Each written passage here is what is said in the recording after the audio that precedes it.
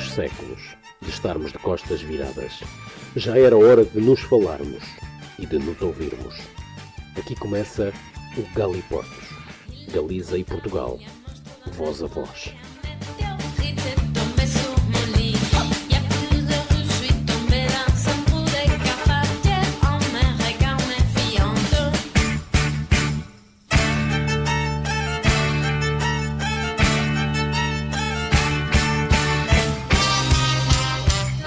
En Bulgaria vin mascaradas e entroidos de Grecia, Macedonia, Serbia, Polonia, Eslovenia ou Italia, entre outros.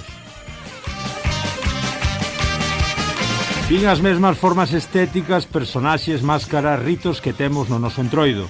Vin vacas trucando a xente como a Amarela de Maceda ou a Morena de Laza. Vin os osos como os de Salcedo ou os de Sande.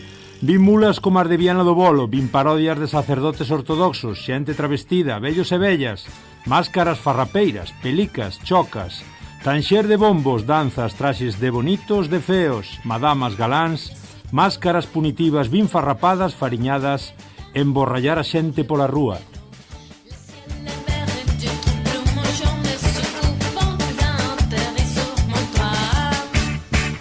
Vin todo o que temos nos nosos entroidos, pero a diferenza é que eses ritos e personaxes que destacan como elemento principal ou único nunha mascarada búlgara ou croata, en Galiza témolos todos xuntos. Temos a panoplia completa de ritos e oficiantes de todas as mascaradas e entroidos de Europa. E iso fai do noso entroido algo único no mundo.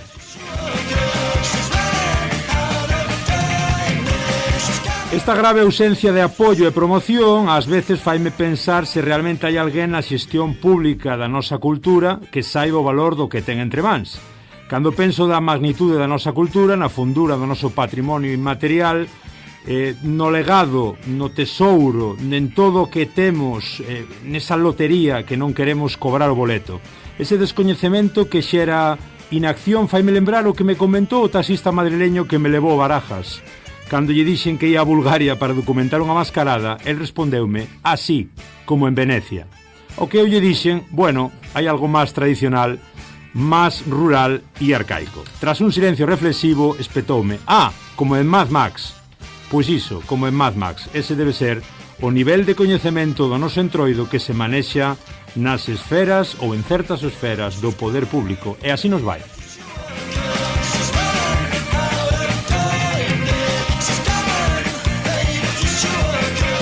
Isto é o que escribía Rafael Quintía, antropólogo, para Nós Diario o 27 de xaneiro deste 2026 baixo o título O Entroido e Mad Max.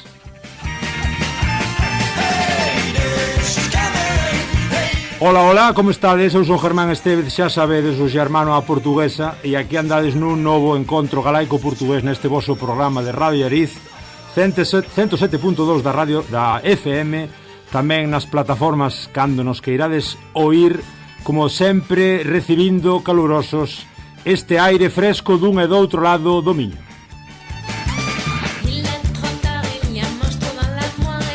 Sede benvidos, sede benvidas. Hoxe sodes ben listiños, falamos, xa vedes, de entroido, de novos e vellos entroidos, de tradición, de presente e de futuro, de todo isto que tanto nos une e que lle chamamos entroido, algo único.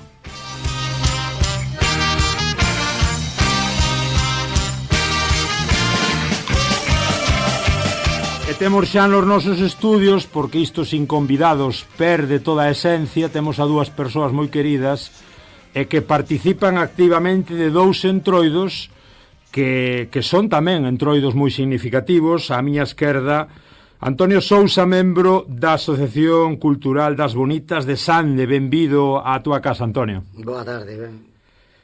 A miña dereita tamén Rochi Nóvoa, que xa estivo por aquí en algunha outra ocasión, que está afeita a facer radio, entre outras moitas cousas que ela fai.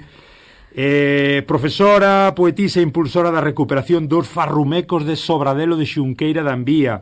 Benvida tamén á túa casa, Rochi. Grazas por acollerme de novo. É un programa moi interesante, vamos falar de moitas cousas, despois tamén vamos ir ata Portugal, ali temos dúas chamadas pendentes. Interésanos moito falar de entroido, porque é tempo de entroido, porque acaba de pasar o Entroido e este programa emítese apenas uns poucos días despois deste Entroido 2026, digo para que nos estea a escoitar e se ubique temporalmente cando este programa non o escoite no directo. E comezo por ti, Antonio, que isto das bonitas, porque moita xente, sí, Triángulo Máxico, Verín, Laza, Xinzo, xa falaremos despois tamén de turistificación, de sitios que xa empezan un pouco a encherse demais a raíz da demanda que hai tamén por moita xente por ver estes entroidos. Hai algúns máis pequenos e máis, non por iso que son menos que os demais. Que son as bonitas de Sande? Como comezou isto das bonitas? Contanos un pouco. Bueno, pois as bonitas é un traxe típico de Sande, moi singular, porque aparte de levar unha máscara de alambre, que é a única máscara de alambre que hai na península, ten unha singularidade porque é home e muller. Vai con garabata, camisa branca, arriba cos panos, pero a parte abaixo leva falda, entonces simboliza a home e a muller, que é tamén dos poucos traxes que son así. Iso significa, por xente que máis ou menos controlado o tema, que son moi antiguas, por levar os dous símbolos, o home e a muller.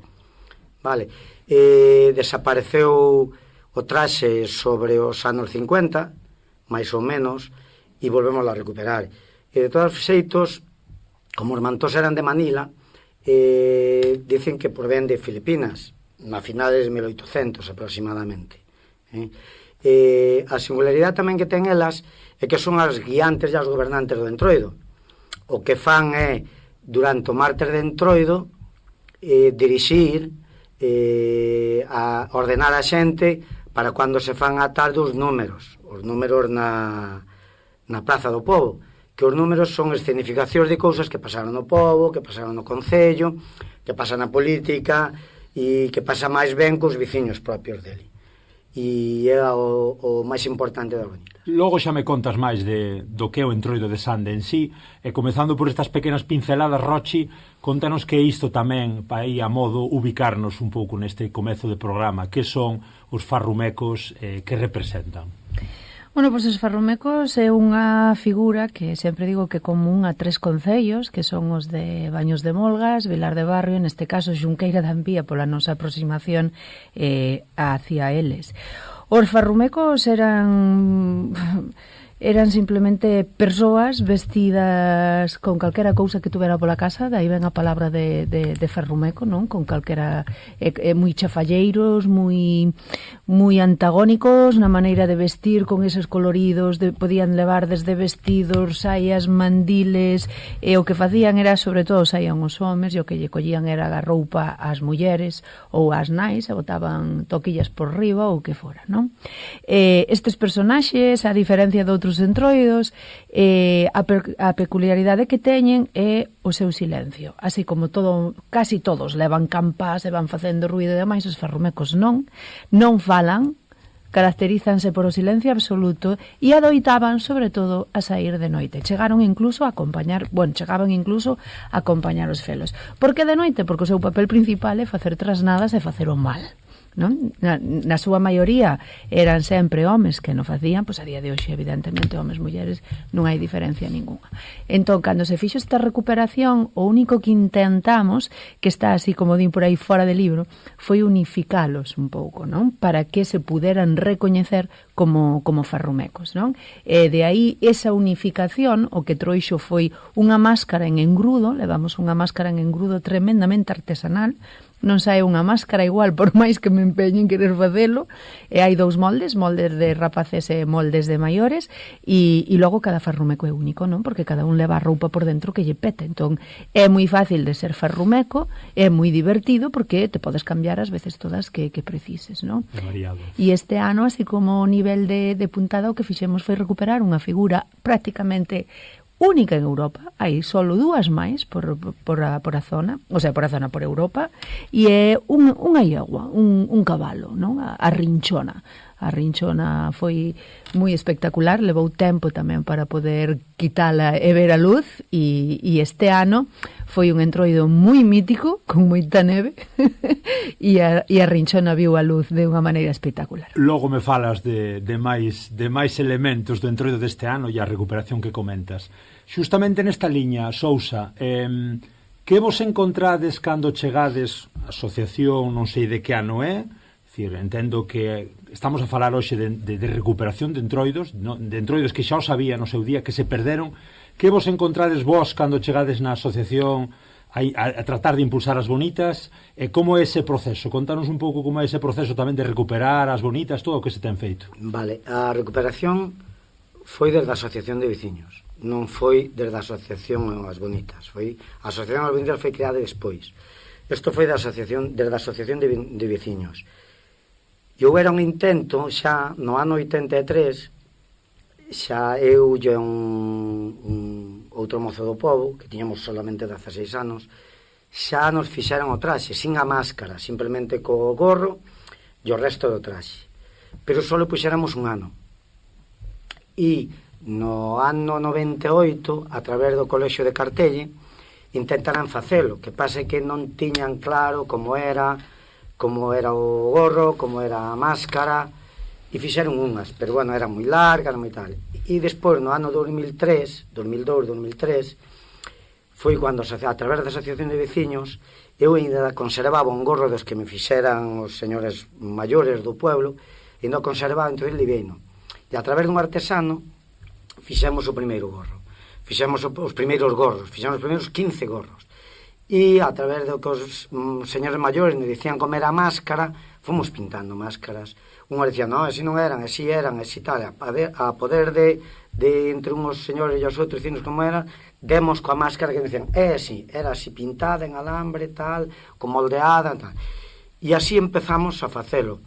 Despois continuamos facendo, en principio empezamos solamente 15, aproximadamente, que foi as que fixemos, e agora debemos ser sobre 80. Wow. Sobre 80, sí. 80 e pico máscaras xa hai, sí. Que ben. E que vos encontrades vos, Rochi, ou tú e os teus achegados, que vos encontrades, bueno, pois nestes momentos, non sei cantos anos levades no Allo aí cos farrumecos, cando chegades, cando facedes esa tentativa de, mirad aquí este patrimonio que temos que levantar isto, e como é ese proceso tamén, contanos un pouco. A primeira vez que saíron os farrumecos á luz de novo foi no 2010, éramos 6 individuos, é dicir, a familia en pleno e as miñas dúas irmáns. É así, non houve moito máis. A recuperación foi relativamente sinxela, porque, como te explicaba antes, por a roupa que levan non son traballosos a hora de facer. Sí que é certo que a problemática se cadra está máis na súa difusión e máis na chega cara ao resto dos veciños, non? Apuntábamos que hai aí un triángulo máxico que é terrible, porque nós estamos tremendamente ben situados, e isto fixo que se deixaran de quitar os ferrumecos facía, pois non tanto, 20, 30 anos, é dicir, a memoria está aínda moi viva, a xente ten os ferrumecos moi presentes aínda, non é algo que se esqueza, non. Cal era o problema? Que claro, nós estamos tan ben ou mal situados para certas cousas que sempre digo que podíamos ser o epicentro da limia. Estamos a escasos 10-12 kilómetros de Maceda, os felos absorben, estamos a escasos 15 kilómetros de Xinzo, as pantallas comen. O meu primeiro traxe foi a pantalla.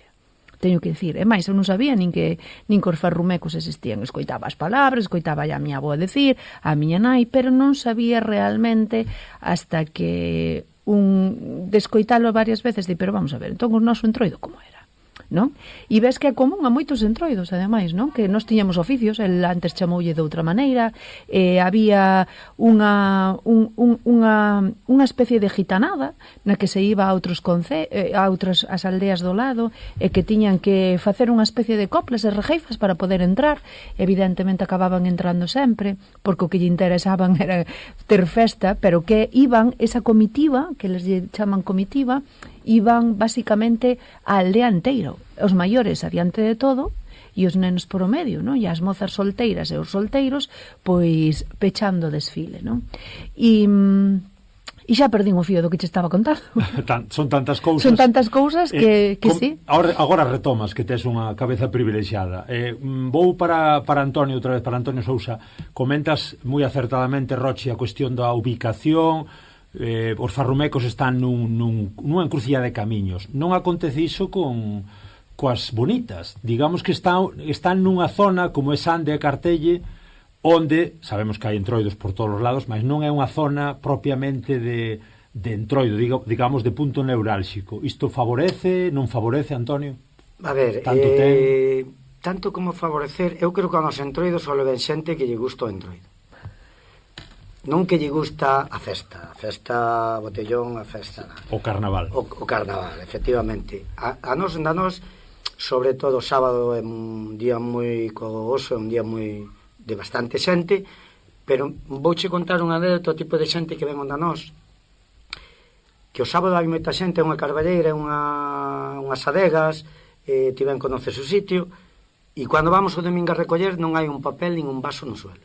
Iso significa que a xente que vai é xente moi cuidadosa e a xente que lle gusta o entroido. Entonces, non sei se afecta ou non afecta.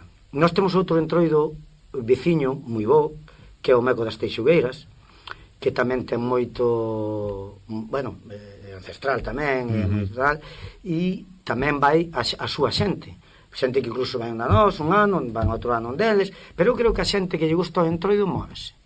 A que lle guste beber, a que lle guste festa, orquestas e tal, pois non tanto, pero creo que a que lle gusta o entroido bonito, o entroido antigo, o entroido rural, móvese. Eu creo que aunque este cerca de Xinzo, cerca de Virín, non debería afectar tanto, creo.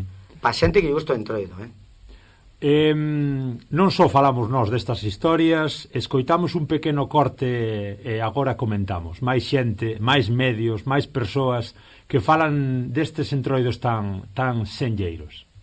En a provincia de Ourense xa están de entroido. En Xunqueira da Ambía hoxe saíron os farrumecos. Levan xa moito tempo intentando recuperar este entroido. Estamos en Xunqueira da Ambía, na provincia de Ourense, e este é o ambiente e non queda nada por diante, porque xa saben, a principios de marzo serán os días grandes do entroido. Estamos arrancando o mes de febreiro, así que este mes vai ser moi longo.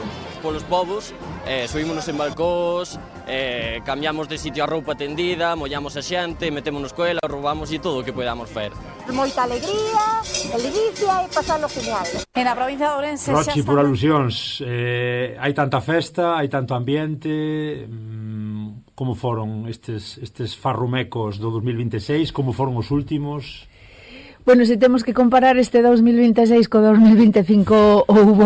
Falabas da nevada antes, da tremenda nevada. Sí, estábamos falando de centímetros de neve e o que apuntaba antes é que o meu compi ten toda a razón do mundo, non? Eu creo que algo que nos caracteriza os entroidos pequenos ou a xente entroideira, non carnavaleira, é que nos gusta o auténtico. Entón, a xente deu pasado, a que quixo vir é xente que realmente lle gusta o entroido e quere estar, e si que é certo que esa recuperación e esa parte boa, non?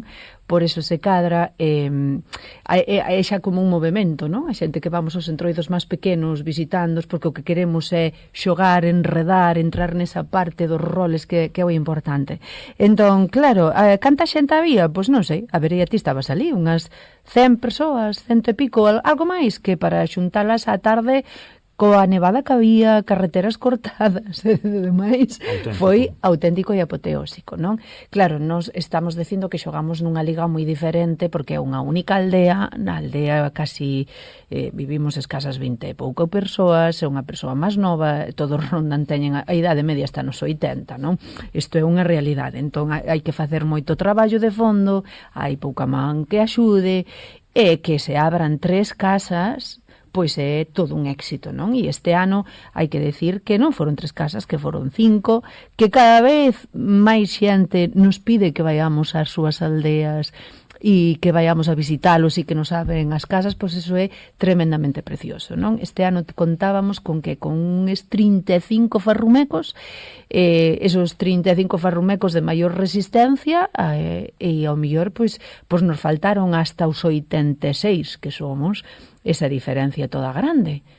É un orgullo o que comenta Rochi, non? Ver as casas abertas, a xente recibindo a comitiva de farrumecos e achegados, e é unha maravilla tamén ver as adegas ali en Mogor, non? As adegas ao pé da festa. Coméntanos un pouco ese nexo tamén nunha zona que foi de viño. Sí, foi unha zona de viño, que é a zona onde se celebra a procura do oso. Son as adegas moi antiguas que fomos recuperando. En parte, tú mira como é a cousa que, o que decía ela tamén, que venderonse bodegas gracias a vir xente ao Entroido. Viron esas adegas semi-soterradas que, ostras, parecen as casitas dos enanitos porque vían só os tellados. Entón, xente, que é isto? E a raíz deso, venderonse algunhas, outras restauráronse de xente deli do propio povo, restaurouse. E é unha zona de viño que, por desgracia, o rural, o que dice ela, bueno, nos quedan unhas 70 casas abertas, pero a xente toda maior, temos un problema de relevo generacional, donde intentamos involucrar aos nenos para que se metan nas bonitas, aunque estén vivindo en Ourense, aunque estén vivindo en Vigo, pero é interesante metelos. Pero, volvendo ao do oso, ten un atractivo distinto por entorno, porque que entroido se fai no monte, que entroido se fai nunha carballeira, unhas adegas antiguas, entón ten un atractivo distinto. O oso sale á tarde, a xente come nas adegas, bebe bastante. Hai quen fala disto todo. Escoitamos un segundo corte falando efectivamente de todo o que se coce en Sande, tanto o sábado como o martes. O martes de Entroido volveu encher de cor, tradición e retranca as ruas de Sande, nunha das xornadas máis esperadas do Entroido ourensán. Dende primeiras horas da tarde, veciños e visitantes congregáronse para presenciar a saída dos seus personaxes máis emblemáticos, auténticos protagonistas dunha celebración que conserva intacta a súa esencia rural e popular. Abriron a comitivas bonitas, cos seus traxes coidados e cheos de detalles, agregando elegancia e alegría ao percorrido mentre saudaban o público entre risas e complicidade. Pouco despois fixo a súa aparición o oso, un dos momentos máis esperados. Entre carreiras e pequenas persecucións, sementou alboroto polas rúas, espertando berros e gargalladas, especialmente entre os máis pequenos. Tras el chegou a vaca, símbolo festivo que percorreu o pobo repartindo sustos e diversión, mantendo viva esa tradición de xogo e participación directa co público. E pechando o desfile, como non podía ser de outra maneira, foron as sabutardas, coa súa presenza rechamante e desenfadada, poñendo o toque final a unha tarde marcada pola música, as coplas improvisadas e o ambiente de convivencia veciñal. O martes de Entroido de Ensande non é só unha festa, é identidade, é memoria colectiva e é transmisión de tradición entre xeracións. Xaber Sousa un pouco, non? É dicir, todos os personaxes aí xuntos, as bonitas de Sande, despois este elenco, non? O oso, a butarda, a vaca. Coméntanos un pouco, se queres engadir algo máis, sobre todo relacionando co oso, veñeme á cabeza máis osos, non só en Galicia, fora, non? Este final do inverno, a chegada, sai o oso despois de hibernar. É que o tal do oso, a ver, o Entroido ao final é o mundo ao revés. Totalmente, Tal cual.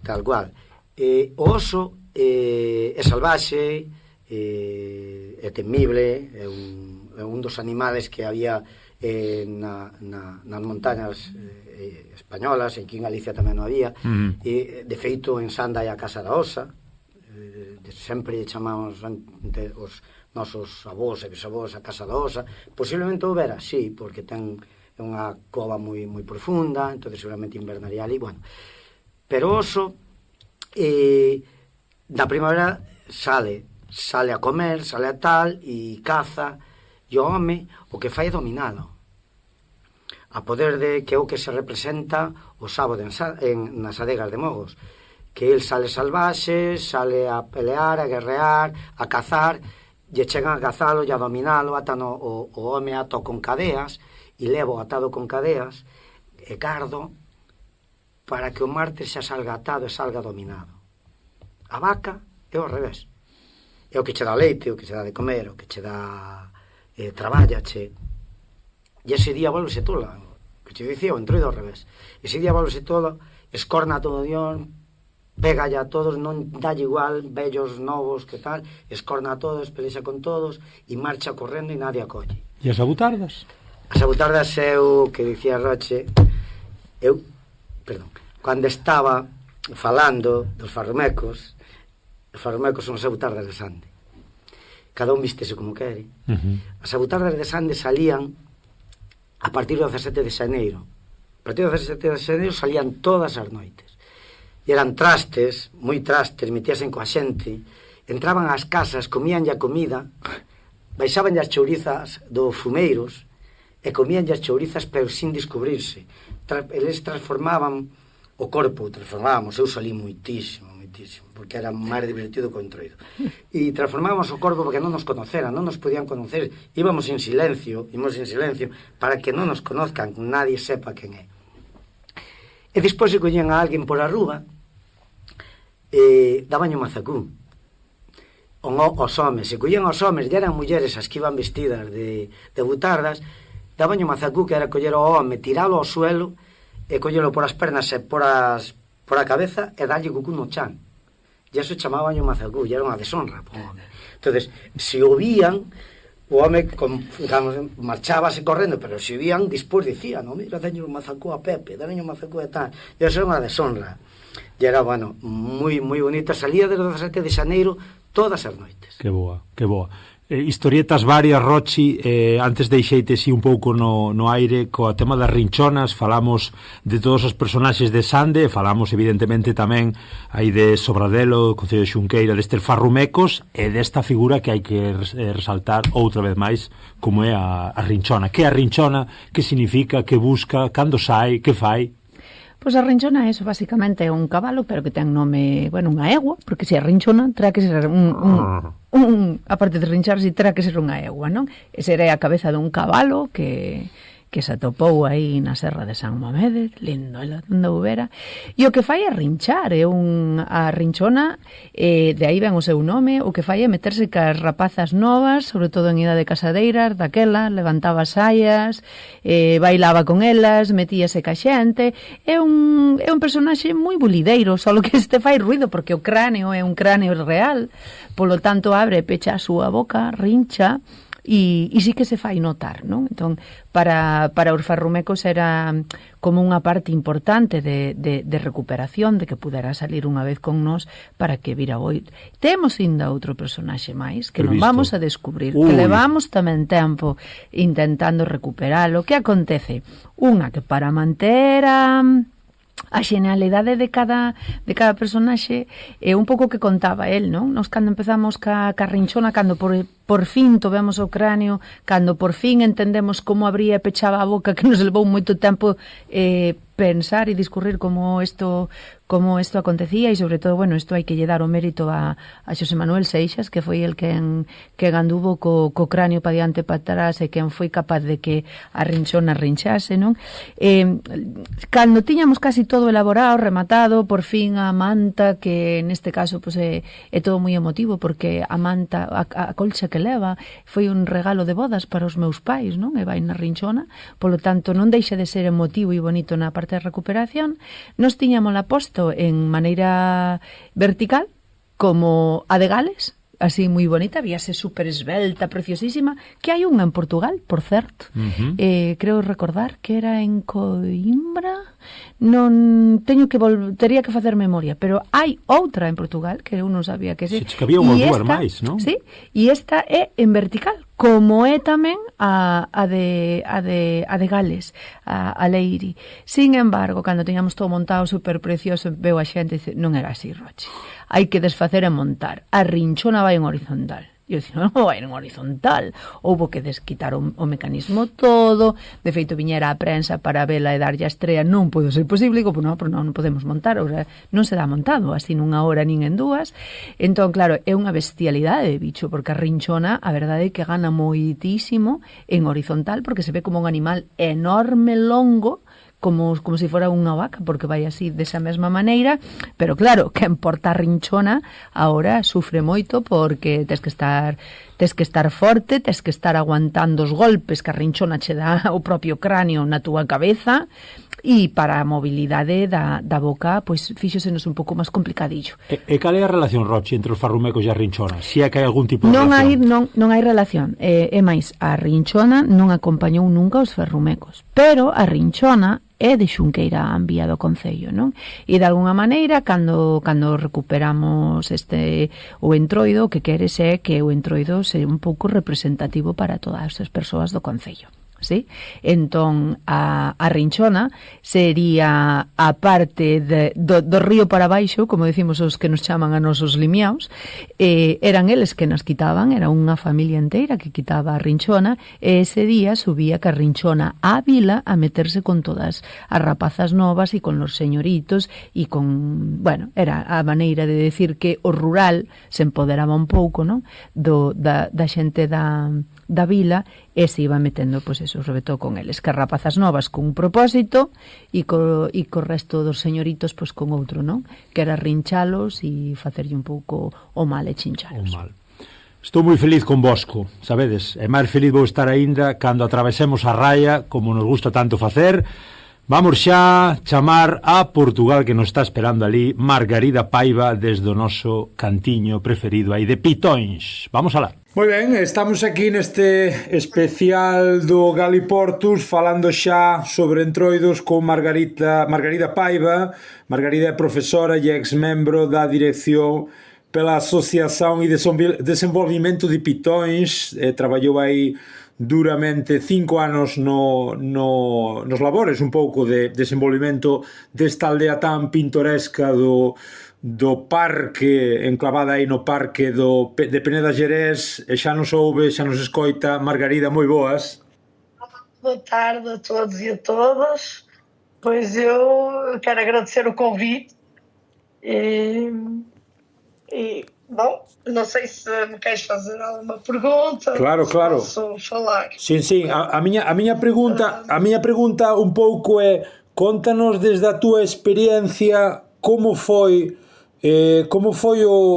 nun sitio tan bonito, tan lindo, tan particular como Pitóns, aí en plena montaña, como foi esa recuperación do entroido, como se fixo nestes últimos anos para conseguir que sexa un entroido recoñecido? Bom, quando eu comecei a frequentar este entrudo no início do século, aí por volta de 2007, 2009, o entrudo fazia-se num desfile. E o desfile valia qualquer máscara, não é? Mas o que eu reparava é que apareciam sempre as máscaras tradicionais. Havia sempre caretos e farrapões, os caretos muito bem vestidos, mas sempre com a cara tapada, e os farrapões, valia assim qualquer tipo de roupa, mas sempre irreconhecíveis. Por muitas máscaras que houvesse nesse desfile, as tradicionais mantinham-se. Depois, em 2014, foi quando se começou a recuperar realmente esse entrudo, deixou de haver esse desfile, passou a haver uma mostra de produtos típicos e, novamente, caretos e farrapões serão essas figuras as mais típicas. Sendo que, até o final do século XX, no final do século XX, este entrudo estava a desaparecer. Entretanto, quando eu comecei a trabalhar, foi por acaso que encontrei um programa da RTP que mostrava um fiadeiro nos anos 70 e onde irrompiam caretos e farrapões nos anos 70. A ler uma monografia etnográfica do Manuel Viegas Guerreiro, ele diz isso precisamente. Nos anos 70, que nos fiadeiros havia caretos e farrapões, mas que o povo contava que antigamente era muito mais feroz. Havia muitos mais caretos, muitos mais farrapões. Mais recentemente ia entrevistar pessoas, porque entrevistei muitas, até porque a associação só fazia eventos depois de entrevistar o povo todo, não é? Isto nunca se fez só a associação, foi a associação, o povo, a junta de freguesia. Foi recuperado mais um dia de entrudo, que era o Domingo Magro. alguém dizia de domingo magro a dia de intrudo, tocavam-se os cornos. Era a única altura em que se tocavam os cornos para desafiar as pessoas para vir dançar para o fiadeiro. E que antigamente poderiam ser 4 fiadeiros. Portanto, havia pontos estratégicos onde se tocavam esses cornos e havia sempre uma resposta e as pessoas vinham dançar e cantar. Recentemente, assim, mais 2020, penso eu, foi a primeira vez que se voltou à corte. Portanto, foi preparada toda uma corte, não verdadeira já, porque os animais agora estão em armazéns. E o intrudo foi novamente na corte e as pessoas adoraram. Acho que não saíram de lá, contando que Pitões é um sítio muito frio, nada como uma corte para bailar. Entretanto, inovação das inovações foi que a associação, num projeto Erasmus, feito com uma associação galega que se chama Xandobela, ou era, porque já não existe, e uma associação italiana e uma romena, resolveram fazer uma recolha patrimonial do intrudo e foi criado um jogo de tabuleiro com o intrudo de Pitões.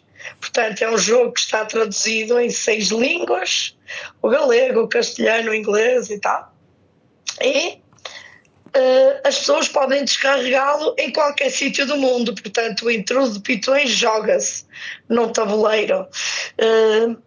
Outra coisa também especial nessa recuperação do intrudo foi que, ao falar com um antropólogo galego chamado Diego Amoedo, e eu falava-lhe da máscara, mas ele a dada altura eu falava-lhe da máscara, domingo magro, do domingo gordo do pastor, do sábado filhoeiro, e ele dizia-me: olha, mas esse intrudo não é só uma máscara, esse intrudo é o conjunto de tudo, desse domingo magro, do tocar dos cornos, todo esse património que está envolvido, a gastronomia, os potes. Portanto, esse jogo de tabuleiro foi inspirado precisamente em todos esses dias. Atualmente, acho que, pelo que eu percebi, este ano o Domingo Magro não se realizou, mas também há outros membros da associação. Foram recuperadas, também reparo, ao entrevistar o povo, as caretas, que usam os chapéus especiais com umas fitas. Portanto, haveria os caretos e as caretas muito bem vestidos, os farrapões sempre sem se reconhecer, e os guardiões, porque a ideia é que não se reconhecessem. Os farrapões antigamente poderia servir para acertar contas com os vizinhos. Portanto, não era... Eu, quando me mascarei a primeira vez, não tinha a certeza se podia ou não. Até porque... Dime unha cousa, Margarida, que representa o intrudo de Pitões para as xentes de Pitões, que representa tamén eses farrapóns para eles, que significan? No fundo são as máscaras deles, não é? Porque o povo mascarava-se com aquilo que tinha, não é? Portanto, ou se vestiam muito bem, ou se vestiam com farrapos sempre cara tapada, servia para isso, para acertar contas com os vizinhos, mas em Pitões os farrapões e os caretos não têm uma hora marcada em um desfile. Não, eles aparecem quando lhes apetece. Portanto, não é bem um desfile. Claro. Tanto que quando foi a pandemia, nós aqui na aldeia fizemos como antigamente e mascaramos-nos e fomos à casa das pessoas. Percorremos a aldeia toda e fizemos também um concurso de farrapões em Portugal. Caretos e farrapões, lançamos o concurso e houve prémios e tudo. Portanto, ainda assim, por ser a pandemia, não parou, continuou. As pessoas, o que é que eu reparo? Há ainda pessoas, algumas pessoas da aldeia que se mascaram, mas noto que cada vez menos. No entanto, também na altura em que eu estive, nós criamos uma casa onde as pessoas, mesmo os turistas, podem ir mascarar. Portanto, as pessoas chegam aqui e têm a oportunidade de se mascarar. Vendo tamén outra recuperación de outros entroidos moito maiores, como é o caso do xocalleiro alá cos caretos de Podence, temos certo reparo, certo medo de que Pitões, sendo unha aldea turística non só polo entroido, mas digamos, pola actividade inteira do ano, que se turistifique demasiado e tamén co Entroido se volte demasiado artificial, ou continuamos a conservar o auténtico en Pitões? Contanto que o domingo fui ao Entroido, terça ou martes, né? Fui ao Entroido a pouquíssimos quilómetros de Podense, com caretos parecidos, contanto que eu acho que esses caretos têm a ver com as festas de inverno transmontanas e não propriamente com um carnaval ou um introito, não é? Portanto, tens ali salsas, morçós, as arcas, são tudo festas de inverno, e essas sim, achei eu, porque estive numa nesta terça-feira muito genuínas, mas ao vir embora passei em Podense. E nem que eu quisesse ir a Podense, realmente eu acho que é impossível que aquilo aconteça aqui, porque realmente até espero que não. Eu espero que não. Que se torne turístico dessa forma.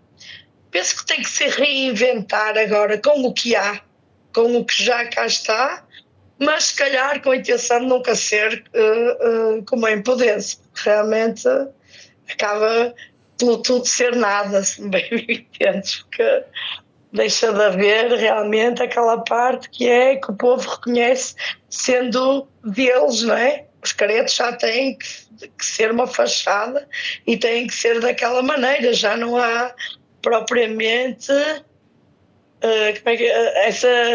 esse genuíno foi o que me pareceu. Portanto, numa aldeia ao lado realmente vi caretos ainda genuínos. Aqui eu só receio que o povo mais velho deixe de se mascarar, e a dada altura a maior parte dos mascarados sejam pessoas de fora, não é? Até porque a justificação acontece, não é? Mas esperemos que não, que isto evolua de outra forma e que se continuem a manter os dias todos de Entroido. De que estás máis orgullosa, Margarida, destes anos todas, dese traballo que se fixo pola recuperación do Entroido de Pitões? Da participação das pessoas. Realmente não é um Entroido em que eu faça ou outra pessoa faça. Realmente é com o recuperar e o que é patrimonial e o que as pessoas dizem é o que conta realmente.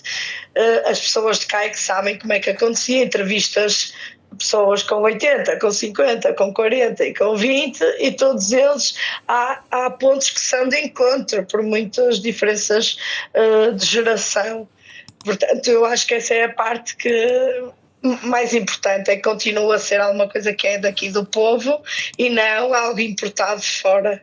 Portanto, eu acho que é manter isso que o povo diz e que é, e manter a gastronomia todos esses dias, não é? Sí, porque esses dias en Pitões é como digamos, unha chea de eventos á volta do Entroido, hai gastronomía, o que comentabas da mostra, hai unha visita ao forno, un pouquiño sempre o modelo de Pitões, non? De facer as cousas dunha maneira moi artesanal. Sim. No domingo, quando voltamos ao Domingo Magro, tocavam-se os cornos e convidavam-se os intrudos de banda, de Vilar de Perdiz. Portanto, havia um encontro no Domingo Magro com todos os intrudos da zona, mas também sabemos que sábado ou se fazem filhós ou os ratos comem a messe na terra, não é? Domingo Gordo era quando os pastores se encontravam para merendar na serra. Portanto, eu acho que se mantiver de alguma forma e se reinventar precisamente isso, não há que enganar, que isto tem pernas para andar, não é? Espero eu que nunca que me impudesse. Estou um bocado assustada com o que vi na terça-feira ao longe. Claro. A última, Margarida, vai justamente nese ponto que comentas con outros introitos, con esa unión, esa relación que hai tamén cos entroidos do lado galego. Como pensas que se pode un pouco xestionar esa situación? Pensas que se están a facer as cousas ben ou que se podían facer de outra maneira? Digo, a maneira tamén de colaborarmos a un e outro lado da raya. Eu penso que estes encontros ainda estava na associação, foi criada uma espécie de um grupo onde todos os intrudos comentavam o que é que se podia fazer, mas depois não deu muita coisa. Mas eu acho que tem que ser assim, com uma interação dos dois lados, porque sabemos todos que não temos tanta gente aqui, nesta falta de raia, digo eu, portanto, acho que tem tudo para crescer, se realmente nós contribuirmos, demos dos dois lados, não é? Precisamente esse domingo magro era isso, era tentar juntar as pessoas. O primeiro ano, até com alguma piada, foi um almoço entre intrudos, onde tudo o que se falou durante esse almoço era sobre o intrudo. Portanto, eu acho que é conversar, conseguimos ter ideias novas, não é? Eu até nem diria ideias novas, é de alguma forma valorizarmos o nosso e percebermos a diferença do nosso com os outros, quando eu estou a falar com outro, com outra pessoa de outro intrudo. E realmente podemos fazer esse encontro de máscaras, por exemplo. Ora, eu diria, na altura eu até propus que um ano se fizesse em Pitões, outro ano em Banda, outro ano em Vila de Perdiz, outro em Cabril, outro em Moinhos. Podia-se fazer esse encontro todos os anos num sítio diferente, e isso faria com que houvesse uma evolução e uma atração de pessoas ao território, digo eu. Pois Margarida Paiva, ex-membro da Asociación polo Desenvolvimento de Pitões, obrigado por estares aquí no Galiportos, un abrazo forte. Obrigada, boa tarde.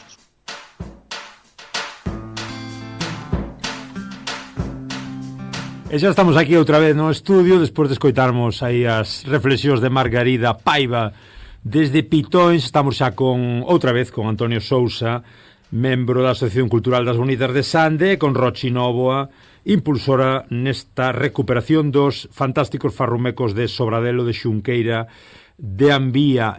Gustaríame algunha cousiña máis pola vosa banda, por exemplo, como valorades a participación da comunidade. Estamos sempre a falar do Entroido pois como non un simple, con todo o cariño, un simple carnaval máis. O Entroido é comunidade, sen comunidade non hai Entroido. Como, bueno, pois como nestes 4 días ou nestas semanas, máis ben, de Entroido por Sande, Sousa, como valorades a participación da xente? A ver, a participación da xente non nos ten que ser moi importante, porque damos comidas 2 días. Entonces, do sábado damos comidas que este ano eran sobre 400 comendo na Carballeira. E o martes eran 150 aproximadamente comendo. Entonces, a comida é todo, servir é todo, facémoslo nós. Entonces, é moi importante o traballo comunitario de todos, participar, porque hai que levar as mesas, hai que montalas, hai que levar bar, a intendencia toda, facer a comida, servir a comida, e todo facemos nós para poder pagar os gaiteiros, as charangas, os gastos todos que temos do Entroido. E aparte, mira se é importante a comunidade, porque esa xente que servimos, que facemos a comida, despois temos que salir coas figuras. Entonces é importante a colaboración de todos os veciños. Para unha, para traballar, e a outra para salir, para facer o martes os números. Que nos fai? Os veciños do povo. Quen salen coas bonitas? Os do povo. Quen leva o oso, quen leva a vaca, quen leva as abutardas? Os do povo. Quen sirven? Os do povo. Quen organizan? Os do povo.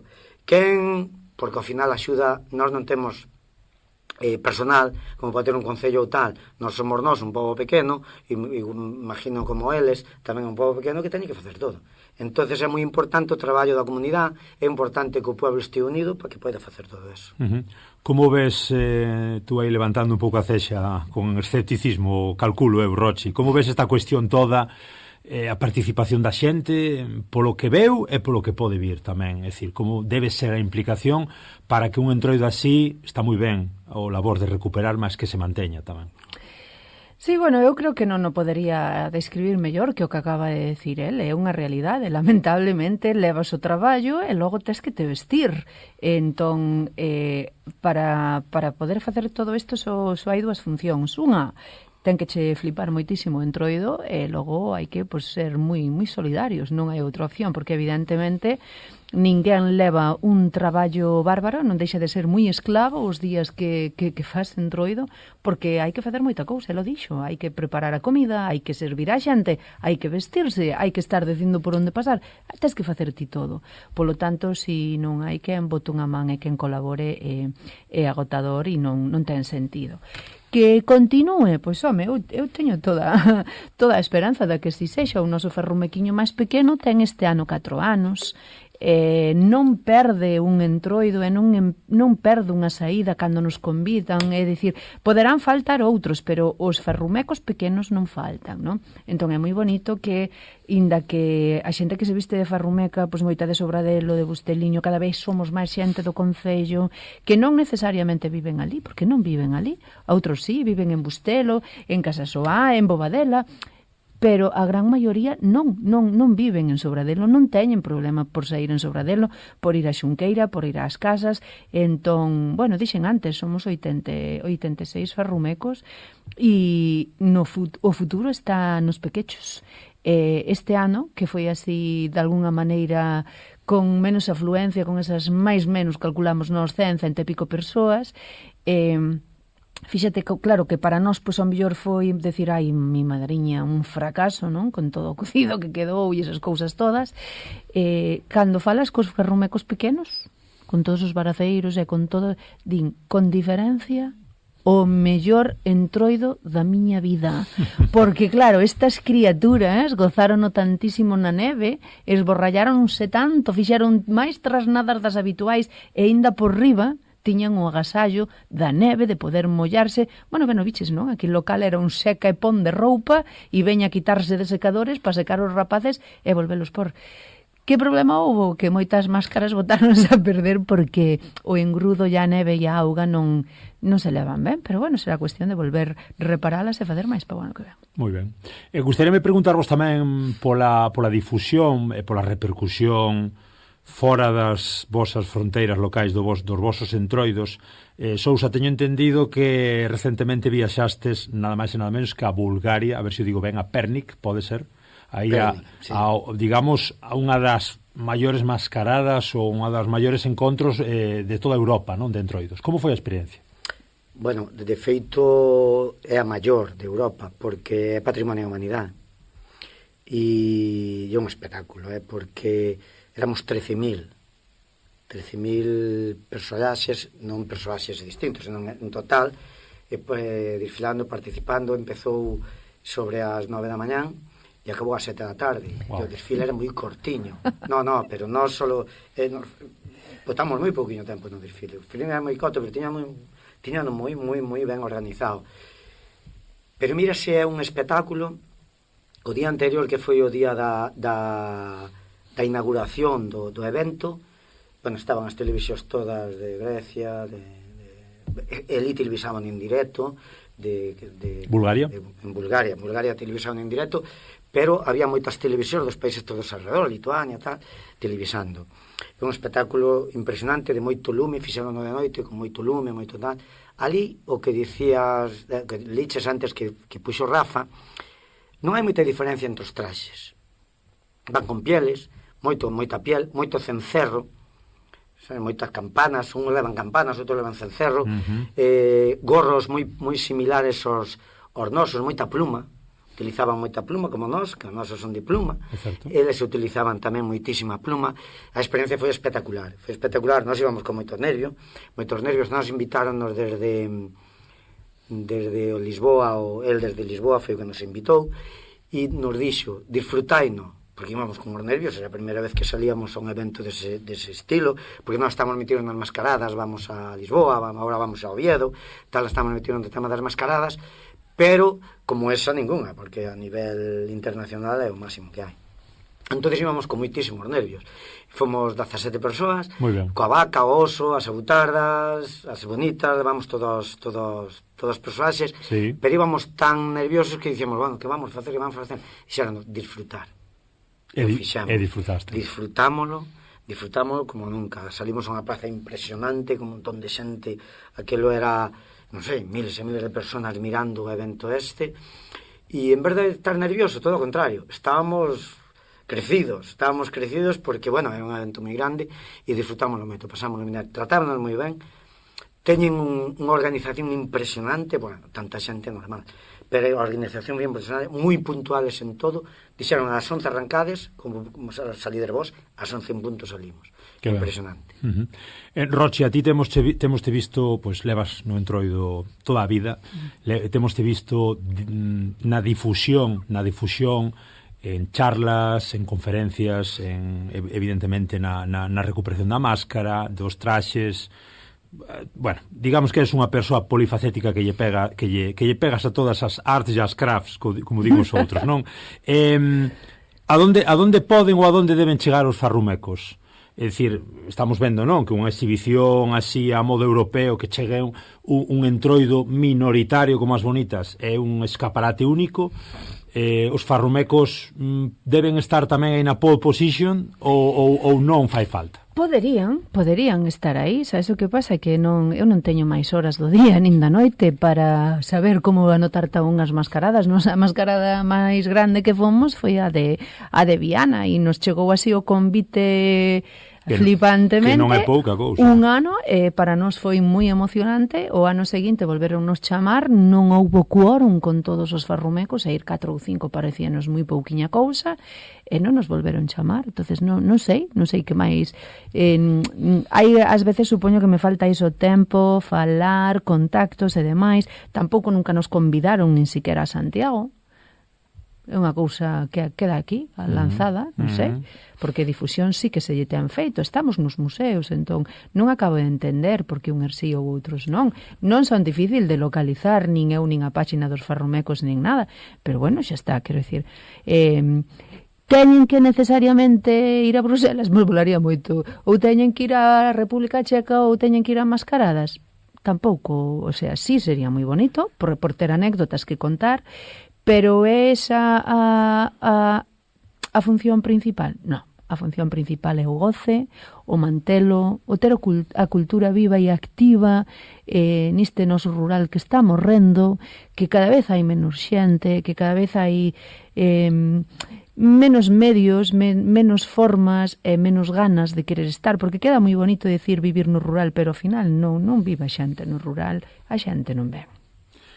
Vamos irnos a Portugal, porque a ansia pódenos, voltamos ao lado da lá, como nos gusta dicir, vamos falar xa con Manuel Ribeiro, aí da Asociación de Amigos do Lindoso, que nos vai falar dese tal Pai Vello. Vamos ata lá. E aquí continuamos no Galiportus, neste especial sobre Entroidos. Estamos xa do lado da lá da raya, estamos no Lindoso con Manuel Ribeiro, vicepresidente da Asociación Amigos do Lindoso. Boas, Manuel. Olá, boa tarde.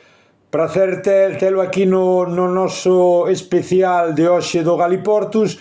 Contenos un pouco que é isto do Pai Vello, que representa o Pai Vello, que se celebra, como se conmemora este ritual aí no Lindoso.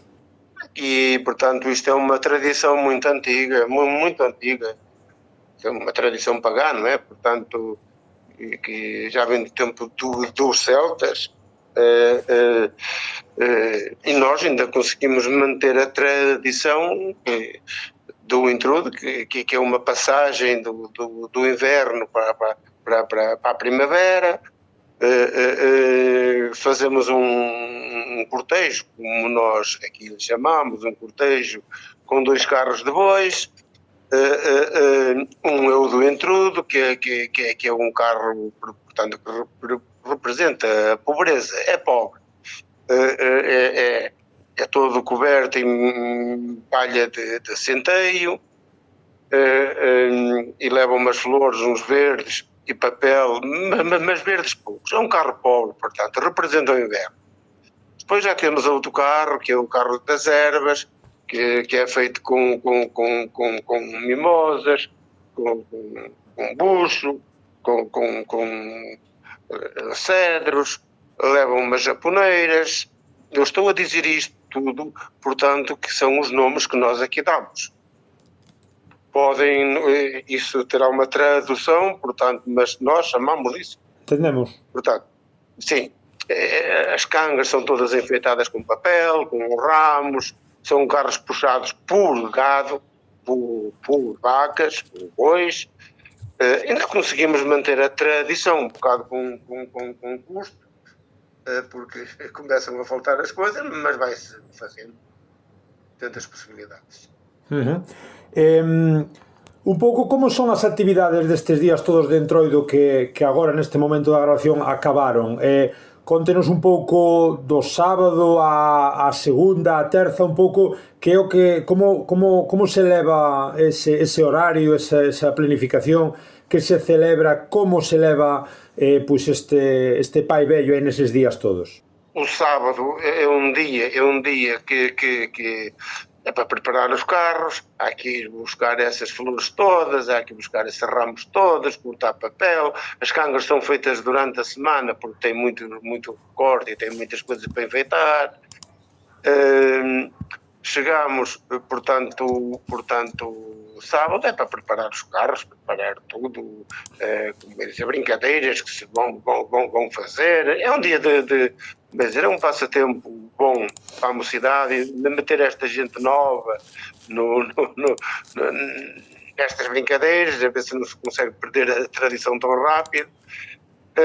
No domingo sai o cortejo de manhã com os 2 carros, só 2 carros, não há mais. Sai o cortejo com bastantes. Aqui a gente não costuma pôr muitas máscaras, nem cobrir caras, nem nada. Bom, as caretas já temos nós. Vamos, sai tudo atrás a cantar, é concertinas, é bombos, é ferrinhos, é castanholas, no fim da missa, às 10h30 da manhã. Às 10h30 da manhã, os carros passam num ponto crucial, que é o cruzeiro, a porta da igreja, faz-se ali um baile, uma brincadeira que nós chamamos partes. Toda a vida ouvimos chamar partes, não sei qual é o motivo, mas chamamos-lhe partes. Faz-se ali uma brincadeira, depois vai-se ao fim da aldeia, dá-se volta, recolhe os carros e no domingo, da parte da manhã, é isso. De tarde, há bailes de concertina. Numa tarde, para como estamos agora, porque o tempo por vezes está com muita chuva, foi o caso deste ano. Sim. Que não podemos fazer esse curso, esse trajeto, domingo de manhã, mas no domingo de tarde houve um bocado de animação e à noite também, bastante animado. Segunda-feira não se faz nada, segunda-feira é um dia normal, as coisas estão feitas. Segunda-feira, da parte da tarde, às 13h30, 1h30 da tarde, nossa, chega, saem os carros, aí sim, vão dar a volta à aldeia toda. Portanto, isso vai esperar da fronteira, vão lá deixar as últimas casas, a aldeia, não é a freguesia, é só a aldeia de Lindoso. É só a aldeia de Lindoso.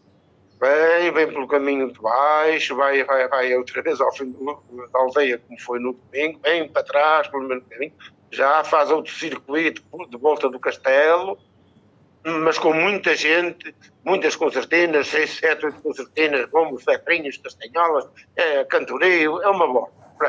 Até chegar onde acabamos onde vamos acabar o dia. É mesmo assim. Depois sim, depois de tarde, bailes à minhota mesmo, à minhota.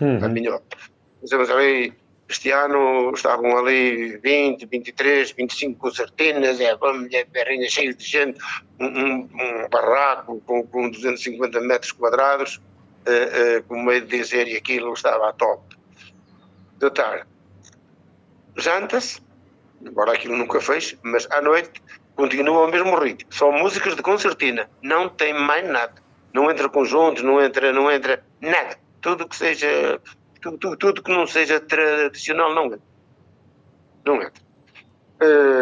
À noite, mais bailes, faz-se umas brincadeiras, mais umas partes, essa coisa toda. E o momento depois, do enterro também, não? Depois às 11h30 vem o momento da queima do Pai Velho. Das viúvas, isto é uma representação, vamos chamar pelo nome, porque era o que eram as amantes dele de vida, enquanto ele foi vivo esses 3 dias, não? Chega ali fazem para ali um choradeiro qualquer, é para ali uma barraria, é para ali, é o que é, uma brincadeira até, pronto, bonito. Depois é lançado à fogueira, coitadinho, lá vai, embora. Não o busto, não é? Porque o busto é a parte principal do reconhecimento do pai velho, inclusive como património imaterial. O busto, esse, não vai para a fogueira. Lógico que nós temos ali um feito por nós, não foi preciso artesão nenhum, fizemos nós e ele é igual. Lá vai. Mas o busto mesmo, esse é guardado. Ano para ano, sai dali, ninguém sabe quem é que o leva, também é uma tradição. Ele sai dali, ele aparece para o ar. Agora quem o leva ou não, isso não interessa. Conte-nos unha cousa, Manuel, como é a implicación tamén da comunidade, como son estes anos todos, xa falaba antes desa xente nova que cada vez pois tamén colabora máis un pouco no cortexo, no enterro, nos actos, nas concertinas, nos bailes. Como era o pai vello hai décadas, como foi a súa recuperación e como é o seu momento actual? Eu tenho 70 anos, portanto eu lembro-me do intrudo pelo menos desde os 6 anos, 5, 6 anos. Antes, como é dizer, o cortejo, os trajetos, a queima, as brincadeiras, embora antes eram mais acérrimas, antes a gente não levava muitas coisas a mal, faziam-se brincadeiras do Arco da Velha, que hoje é quase impensável tentar fazê-las, não é? Portanto, mas está dentro, digamos lá, o complô é o mesmo. Portanto, o trajeto é o mesmo, é os 2 carros, não há mais. Não há mais, era o que é. É os 2 carros e de resto. Agora a aderência. Antes havia muita gente, isto era uma aldeia, porque isto é um intrudo da aldeia, não é de freguesia, é da aldeia. Portanto, embora englobe também a volta da freguesia bem, e passa aqui connosco, pelo menos na parte nos dias da brincadeira, domingo e terça, mas tudo é feito por uma associação de aldeia, não é freguesia, não é a associação da freguesia, é a associação Os Amigos do Lindoso só. Da aldeia. Portanto, agora há menos gente, há menos velocidade. No meu tempo, aquilo estava cheio, eram centenas de gente. Era uma aldeia que tinha umas 600 pessoas. Isto na minha juventude. E hoje somos 100 e tal. E úteis, e mais ou menos úteis, já contando comigo, com 70 anos. mais ou menos úteis, somos para aí só para uns 50 ou 60. Como espera que sexa esta celebración do pai vello, Manuel? Non sei, en 20, 30, 40 anos pensa que se vai continuar a conservar? Uma pergunta muito difícil de responder, porque pode ser que sim, porque eu vejo juventude que com 17, 18, 19, 20 anos, 30 anos que teimam e vêm dos seus postos de trabalho da Lisboa, da França, da Suíça, e vêm agora, sabe como é a desertificação, isto é mesmo assim. Portanto, eu daqui 20, 30, 40 anos não posso dizer nada, não sei o que vai ser, não prevejo futuro, mas pelo menos em mais uns anitos pensamos que a coisa que vai aguentar. Um pouco mais posso dizer sobre isso, porque non está na miña mão, infelizmente. Claro. E a última, Manuel, vai un pouco sobre a cuestión transfronteiriza. Hai entroidos do lado galego moi importantes, hai entroido en Bande, hai entroido en Muiños, hai entroido en Lobios. Como é, se é que de alguna maneira hai esa colaboración tamén ou esas visitas, ou simplemente como é un entroido tan particular e tan pequeno, tamén non interesa que veña ninguén que non que sexa de fora? Nós queremos as pessoas que venham de fora. para participar, seja de qualquer maneira que seja.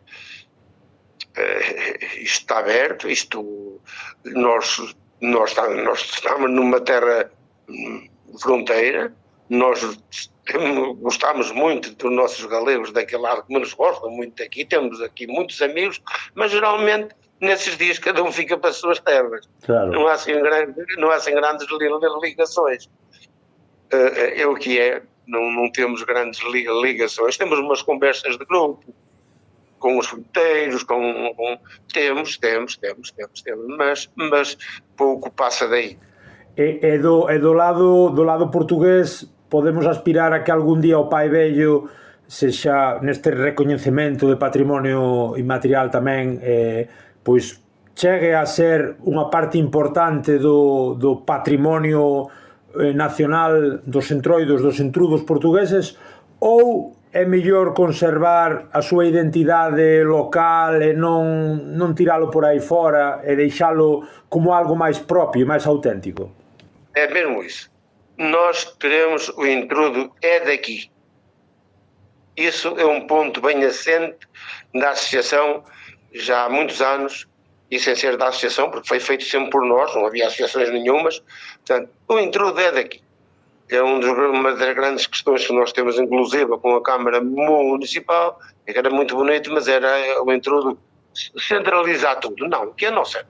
Isso aí somos um bocado teimosos também. Não sei se perdemos, se ganhamos, mas que fique pelo impacto.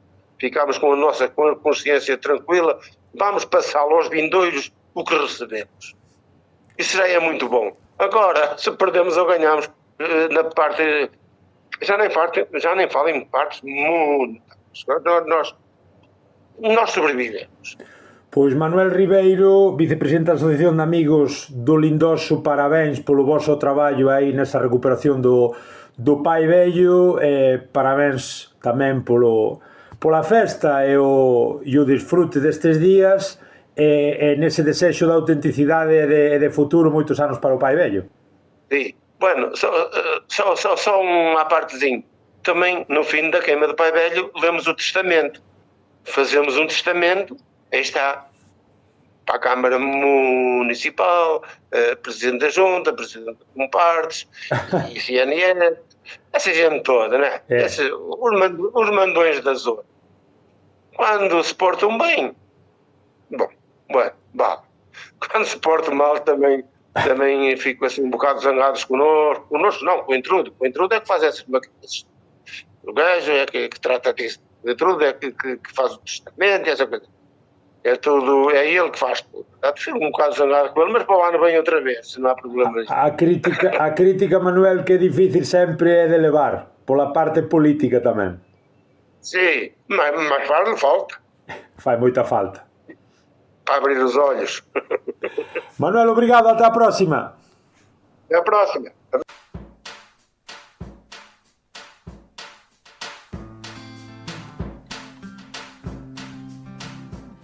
Estamos aquí outra vez, despois destes minutiños, aí escoitando o que nos contaba na nosa entrevista previa Manuel Ribeiro, desa Asociación de Amigos do Lindoso, falando desa figura do Pai Vello, que como tantas outras acaban sendo queimadas e purificando ese ambiente, deixando atrás esa invernía. Estamos aquí xa na reta final do noso programa con Rochi Novo e con Antonio Sousa, falando de bonitas, falando de farrumecos, falando de personaxes e de entroidos minoritarios, se que algún entroido pode ser minoritario, que se levan recuperando na nosa xeografía. Gustaría ir acabando con algunha das últimas cuestións. Antonio, que vos parece, o que me comentábamos antes de irmos a Portugal, que vos parece isto que tamén falaba Rochi, da categorización? É dicir, hai entroidos que xa son, como é o caso de Xinzo, de interés turístico internacional, hai outros que son de interese turístico estatal ou nacional, como queiras chamar, outros galego, outros... Quero dicir, isto das categorías tamén é unha doble moral e complicado, non? Porque ás veces tú podes quedar nunha noutra, igual non aspiras a certas mascaradas, a certos encontros, segunda división, terceira división. Isto das categorías, como ves? A ver, en primer lugar, a min o das mascaradas, bueno, non é unha cousa que a mí que me importa é o entroido. As mascaradas vas a veces por disfrutar e por ver, e por levar un pouco para enseñar o que tes, pero realmente o entroido é no sitio propio do entroido, non é nunha mascarada. O que dicía antes de ir a Bulgaria non é que aspiramos a ir a Bulgaria, non. Invitáronos e fomos a Bulgaria porque é unha experiencia espectacular. Pero o importante é o entroido, onde se fai o entroido. Respecto ás categorías, a ver, eu creo que o importante non é ser de interés nacional, internacional. Eso que che pode dar é cartos, posiblemente. Eso sí. É importante. É importante. Necesario, sí. É importante, pero eu creo que é máis importante é que quede escrito como ben de interés cultural. Un BIC. BIC. Eso é o máis importante. Ahora que seas ben de interés turístico, ben nacional, internacional, non sei que, non ten moita importancia. Que pasa? Que lle dá máis importancia desde as institucións a que seas turístico e lle dan cartos porque é turístico que non cultural. Nós están en Santiago un ano, na xuntanza que hai en Santiago en setembro todos os anos, eu dixenlle a conselleira naquele momento, dixenlle porque tiña sempre o mesmo cartel. Dicime, que pasa, que non salides vos? Non, é que un evento debía ter cada ano un cartel distinto. Dice, se queredes salir no cartel, faceivos ben de interés turístico. Eu dixen, nós non temos nin bares. É dicir, que nivel turístico queremos nós? Nós non queremos turismo, nós queremos mantelo. Entón, para nós o importante é interés cultural. Que pasa? Que por a vía de interés cultural non hai carto. Entonces, pero o de ligas, non existen ligas. Eu creo que é tan importante os dela, como os nosos, como os de Virín, como os de Laza, como de tal. Os entroidos son entroidos. E a xente que quere vivir o entroido do propio povo vai no vivir como sabe vivilo il. Non que veña moita xente. Moita xente, moitas veces, o facelo a nivel turístico, requiere que veña moita xente, requiere que se promocione moito máis, que veña moita xente, que tal. Pero a veces é perjudicial po entroido. Creo que é moi perjudicial po entroido. Como ves isto todo, Rochi? Turismo, cultura, legado, patrimonio, conservar a vez que difundir. Realmente o equilibrio é complicado, porque entendo eu que queres dar a coñecer o orgullo dunha aldea, como é o caso tamén de Sobradelo, conectar cos veciños, tamén que te veñan ver os teus amigos, os teus achegados, é dicir, que o entroido colla un pouco de renome, a todos nos gusta ese renome, é que se nos recoñeza, mas despois, claro, o que comenta Antonio, non? Que a cousa non se nos vaya das mans. Como encaixamos isto todo? Tamén con relación ao que queren de nosas administracións e o que queremos nos deles. Bueno, eu non sei o que quere a administración de mí, pero si quere algo que me chame, me pida. Rochi xa le dixo 3 veces que hai que chamala. Tería moi claro que lle tería que pedir a eles, non? E falas con Rochi. Entonces Rochi vai a por sempre o valor da cultura e o valor do noso por riba de calquera cousa, e o gallá que os farromecos nunca sexan un punto de turismo, e o gallá que non veñan autobuses ateigados de xente, e o gallá que nunca perdan o norte. Dito todo isto, creo que xa xo resumín bastante ben. É unha peniña, e creo que falábamos xa antes desto, non? E sei que hai persoas que poden pensar que son moi talibán cando falo de entroido. Entroidar non entroida a calquera, o entroido non lle gusta a calquera. É dicir, porque o entroido, ademais, ten esa parte da que estuvemos falando, ten sacrificio, ten traballo, ten resistencia. Para mí o entroido é unha resistencia, é unha forma de vida, ademais. Carreira de fondo. É unha carreira de fondo constante, entón isto non pode ser turismo. Mire, señor, eu entendo que sí, un pouco o que decía, supoño que serán cartos e demais, pero isto non é unha atracción de feira, non vai así, non funciona así. Eu, polo menos, non o concibo dese xeito, non? E o meu pulso, a miña batalla, non vai só co entroido, sino vai ca cultura do meu país, da miña terra, e esa defensa desa visibilidade. Pero non vai máis alá deso. Quero dicir, eu non considero que o entroido teña que ser un produto, non considero que a cultura como tal se venda como un produto. Evidentemente, dime, Rochi, vendes libros, é o produto. Sí, é certo, pero creo que hai que facelo de maneira, por menos eso, elegante, coherente e non un valer todo por todo. Escapo dos botellóns, falábamolo antes, os que nos gusta o Entroido nos coñecemos todos, verdad? Estuvemos por Sande, os de Sande estuveron en Sobradelo, é unha irmandade, a xente introideira, recoñecémonos e estamos moi a gustos uns con os outros, creo que somos tremendamente respetuosas cando vamos aos outros entroidos nos que nos convidan e creo que xa está, non pode haber valor máis importante que ese, o da amizade, o da cultura e o do respecto, e iso non é turismo. E a participación da xente nova e a participación da muller, da figura da muller tamén, non vou aquí falar da muller como se fora unha categoría abstracta, evidentemente, refírome a que, bueno, pois como en moitos entroidos, a min seguir máis lonxe, estiven vendo o Meco e sorprendeume o Meco das Tenxugueiras que comentabas tú antes, e sorprendíame, sonábame un pouco, se me estás coitando alguén das Tenxugueiras unha aperta, que o pasamos moi ben e que os disfrutamos moito, mas sí que é certo que en pleno 2026 chirrioume un pouco pois en certo discurso estes testamentos famosos que se fan en moitos lugares para pois un pouco falar da crítica ácida entre os veciños e tal, que non había ningún nome de muller. Que pasa? As veciñas non forman parte desa crítica satírica ou onde nos quedamos tamén? Gustaríame un pouco que falarades das dúas cuestións brevemente, se vos parece, de como ten que ser a participación da xente nova, que algo xa dixestes antes, evidentemente ten que haber reemplazos, senón non vai haber entroido, e de como vedes a figura da muller como parte, evidentemente, dun 50-50, polo menos. Sousa. Bueno, nós, sí, é verdad que estamos intentando que os nenos todos teñen todos traxe.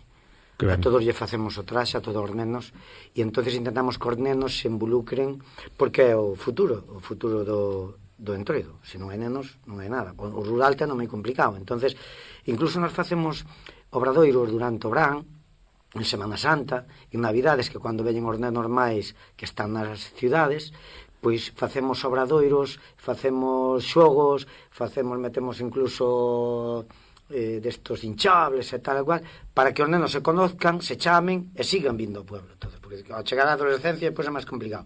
Entonces xa levamos desde que agora teñen 15, 16 anos e siguen vindo, siguen pondo traxe e siguen salindo. Entonces eso é importante, facer cousas no rural para que os nenos participen.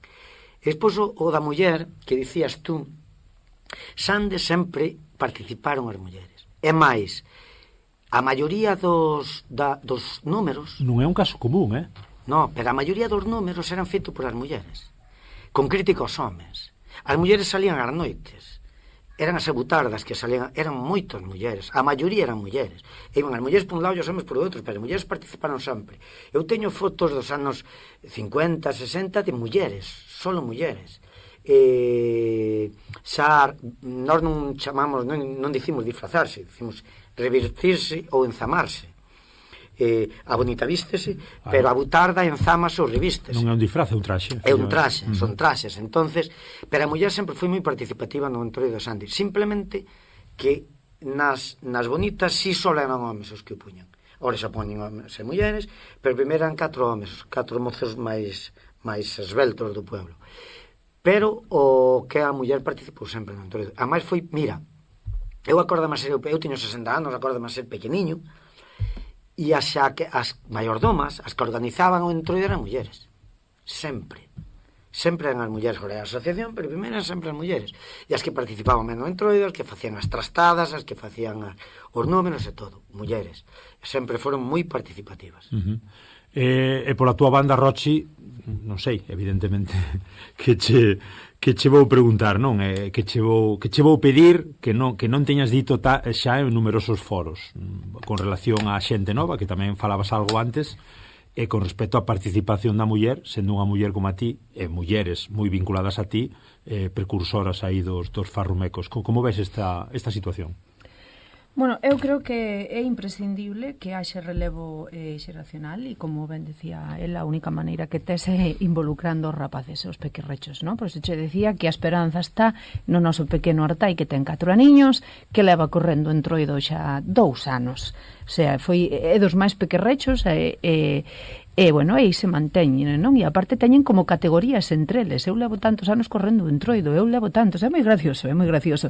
E é curioso, porque é o que decía un pouco el, non? Esta rapazallada toda non está nunca en Sobradelo, nin en Busteliño, e de repente poden xuntarse 30 con moita facilidade, e recoñécense noutros entroidos, recoñécense noutras actividades, moitos estudan en Ourense, están repartidos, e eles son xente de entroido que se acaban afianzando, non? Entón, espero e desexo que eles continúen e tiren por aí, non? En relación ao papel da muller no entroido, é complicado, é que aquí hai casi como dúas variantes que eu levo escoitado, por exemplo, non? Son farrumecos, entonces veño a esa parte, non? Que como Rochis, entendo por que non son farrumecas, porque son farrumecos, o nome é farrumeco, a bonita é bonita, non é bonito, a pantalla é pantalla, non é pantallo, o farrumeco é farrumeco. Eu creo que o mellor se nos vai un pouco ás veces as cousas da man, non? Hai que saber chamarlle, pois é Sobradelo, non é Sobradela. Hai cousiñas que creo que xa non deberían entrar a debate, non? Ese xa é un, que é algo que continuamente teño que repetir. Por que non farrumecas? Por que é o nome farrumeco? E porque, lamentablemente, quen vestían todos os traxes eran homes, porque o papel da muller era o que era. Podemos decir agora o mesmo? Pois non. E creo que esa é unha parte da evolución que nós tamén temos que ebulir. Farrumecas hai máis mulleres que non homes, pero somos farrumecos e non pasa nada. Quero dicir, con ese sentido eu non noto ese tipo de presión. Que dis tú nun testamento ou nalgúnas zonas, pois é que o mellor habería que volver sentarse e pensar por si nesa zona ou noutros papeles non siga vendo máis homes que mulleres. Cantas alcaldesas hai para poder leválas a ter que ir a un pleito, dices, a leválos a unha risa ou ter que leválo a un testamento. Cantas médicas mulleres, cantas hai, cantas somos. E claro, parece que este discurso é cansino e aburrido, pero que é unha realidade. Entón, claro, unha cousa é como se integra a muller no entroido, non? Que decía el, e que a muller sale, e que a muller, e eran sobre todo mulleres, e outra cousa é cal sigue sendo o reflectir real da nosa sociedade, e sobre todo nas aldeas, que seguimos a anos luz aínda de moitas cousas.